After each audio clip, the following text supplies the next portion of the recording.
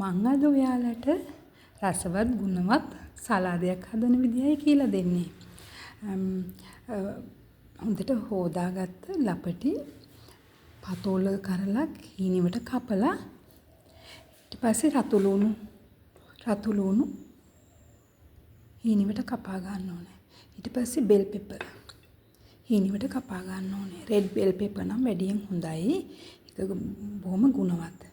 ඊට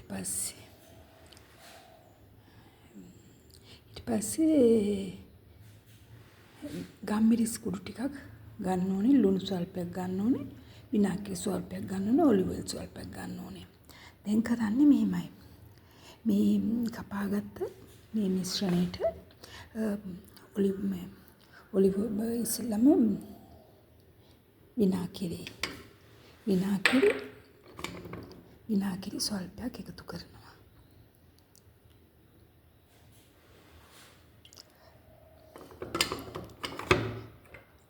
විනාගිරි ස්වල්පයක් එකතු කරලා ඊට පස්සේ ලුණු, ගම්මිරිස්, ඔලිව් ඔයිල්